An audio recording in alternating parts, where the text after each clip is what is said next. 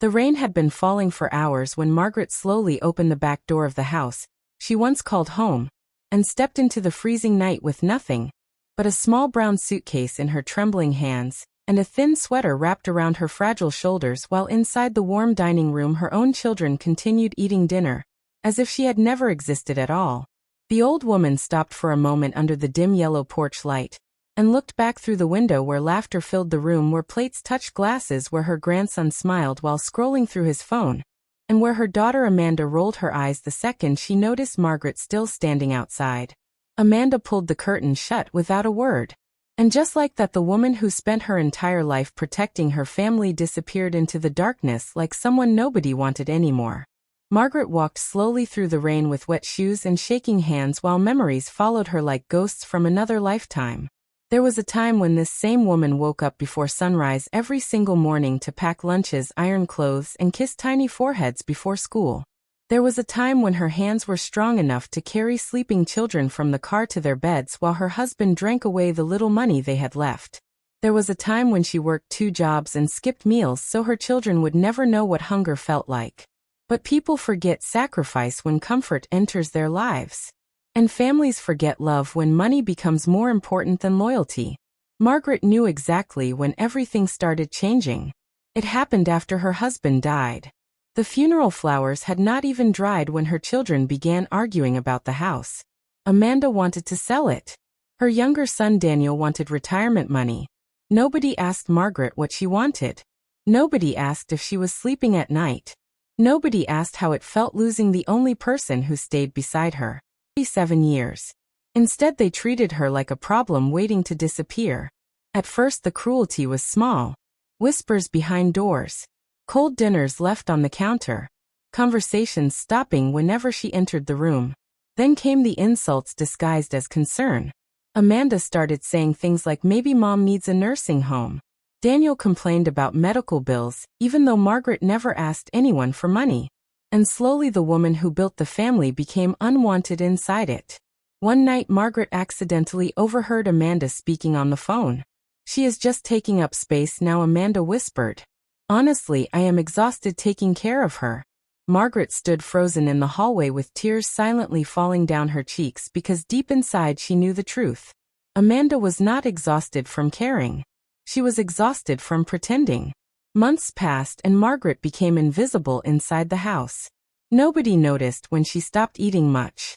Nobody noticed when she sat alone for hours staring at old family photographs. Nobody noticed because nobody was looking. The only person who still spoke kindly to her was her youngest grandson Ethan. A quiet 16-year-old boy with gentle eyes and a soft heart that reminded Margaret of her late husband. Every evening Ethan would sit beside her and ask about her younger years. "Tell me about Grandpa," he would say. "Tell me how you met." And for a few precious moments Margaret felt human again. One evening Ethan asked her something nobody had asked in years. "Grandma, are you happy here?" Margaret forced a smile, but her eyes answered first. Ethan lowered his head because sometimes children understand pain better than adults do. That same night Amanda exploded during dinner after finding one of Margaret's medication receipts on the kitchen table. "Do you realize how expensive all this is?" Amanda shouted. "We cannot keep doing this forever." Daniel remained silent while staring at his plate. Margaret quietly apologized even though she had done nothing wrong. But Amanda was too angry to stop. "Maybe it is time you start thinking about somewhere else to live." The room became silent. Even the rain outside seemed to pause. Margaret looked toward her son hoping for one sentence, one word, any sign that he still loved her. But Daniel never looked up. And that silence broke something inside her forever. Later that night Margaret carefully folded her clothes into the old brown suitcase she bought decades ago during harder days. She packed slowly because every object carried memories. An old scarf from Paris. Her husband's watch. A faded birthday card Ethan made when he was 6. She touched the walls of her room one last time before leaving. Nobody stopped her. Nobody followed her outside. Nobody cared. The rain soaked her hair as she walked through empty streets searching for somewhere warm to sit until morning. Eventually she reached a small bus station near downtown where tired strangers waited under flickering lights. Margaret quietly sat alone on a cold bench holding her suitcase close to her chest while exhaustion slowly closed her eyes. That was when an older man wearing a dark coat approached her gently. "Ma'am, are you all right?" he asked softly. Margaret quickly wiped her tears and nodded even though her heart felt shattered. The man introduced himself as Walter, a retired lawyer who volunteered at local shelters. There was kindness in his voice and something else. Recognition. After a few moments, Walter suddenly stared at her carefully. "Margaret Collins," he whispered. Margaret looked surprised. "Yes." Walter smiled sadly. "I have been trying to find you for almost 8 months. Margaret frowned in confusion. "Find me?" Walter slowly sat beside her before opening his leather briefcase. "Your uncle Theodore passed away last year," he explained quietly. "And according to his will, you are the sole beneficiary of his estate." Margaret stared at him, unable to speak. Walter continued. "Your uncle owns several properties, investments, and land across 3 states. After taxes and transfers, your inheritance is worth around $12 million. The world suddenly became silent. Margaret blinked slowly as rain echoed against the station windows. $12 million. The number sounded unreal. Impossible. She had not spoken to Uncle Theodore in nearly 20 years after he moved overseas. She remembered him as a lonely, intelligent man who loved books and hated crowds. But she never imagined this. Walter gently handed her official documents. "We searched for you everywhere," he said. "But your family never returned our calls." Margaret's eyes widened. They knew. Walter hesitated before answering. "Your daughter spoke with our office several times. She told us you were too ill to handle financial matters, and requested all communication go through her instead." Margaret felt something cold move through her chest. Amanda knew. All those months. All those cruel words. All those nights Margaret cried herself to sleep believing she was unwanted.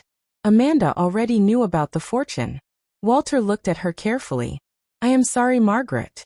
The old woman lowered her head while silent tears rolled down her cheeks.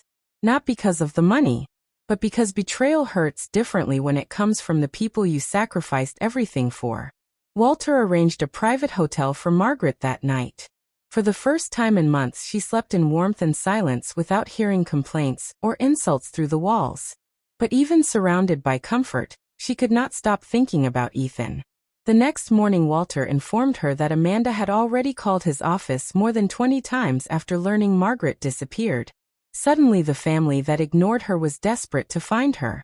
Margaret only smiled sadly. Money changes the volume of love. Days later, Amanda finally tracked down the hotel address. She arrived crying dramatically, while Daniel stood beside her pretending concern. "Mom," Amanda sobbed, "we were so worried about you." Margaret looked at her daughter quietly. "Worried?" The word almost sounded funny. Amanda rushed forward, grabbing her hands. "Please come home. We love you." Daniel finally spoke too. "We made mistakes, Mom, but families forgive each other." Margaret stared at their faces for a long moment. For the first time in years, she saw them clearly. Not as children. Not as family. But as strangers wearing familiar skin. Then Margaret asked one simple question. "If there was no money, would you still be here?" Neither of them answered. Because silence always tells the truth louder than words. Amanda tried crying harder while Daniel blamed stress and financial pressure. But Margaret no longer listened. A person can survive poverty. A person can survive loneliness. But surviving disrespect from your own children leaves scars that never fully disappear. Margaret calmly stood and walked toward the window overlooking the city below. "I spent my entire life giving everything to this family," she said softly. "I gave my youth, my strength, my sleep, my dreams. And when I became old, you treated me like garbage waiting for pickup day." Amanda started apologizing again, but Margaret raised her hand gently. "No. Do not apologize because you finally see value in me. You should have seen value when I had nothing." The room became heavy with shame. Daniel quietly lowered his head. Margaret then reached into her purse and removed a folded letter. "I wrote this the night I left the house," she said. "I planned to disappear forever." Her voice trembled slightly. "But now I want you to hear it." Amanda slowly began crying again as Margaret unfolded the paper with fragile hands. "If you are hearing this letter, it means I finally understood something painful. A mother can spend her whole life loving her children and still die feeling completely alone.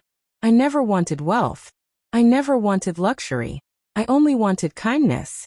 I only wanted to feel that my existence still mattered to the people I once carried in my arms.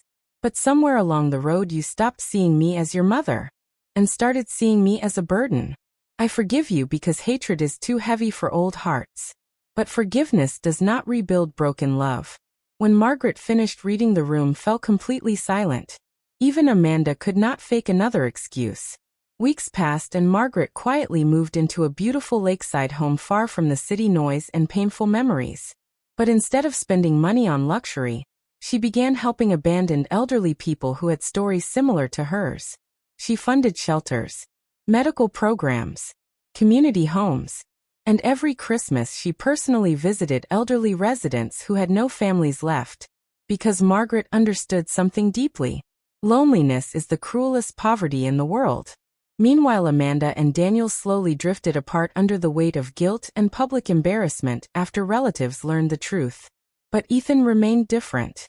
One afternoon he visited Margaret alone, carrying flowers in his hands. Not expensive flowers. Just simple white roses from a small neighborhood shop. Margaret smiled the moment she saw him. Ethan hugged her tightly and whispered something that made her eyes fill with tears. "You were never a burden, Grandma. Never." For a moment the old woman closed her eyes while holding him close, because after all the betrayal and pain, one pure sentence spoken honestly healed more than millions of dollars ever could. As the sun slowly disappeared behind the lake, Margaret finally felt peace returning to her tired heart. Not because she became rich, but because she finally stopped begging for love from people unwilling to give it. And in the quiet golden light of evening, the woman once abandoned in the rain no longer looked broken. She looked free.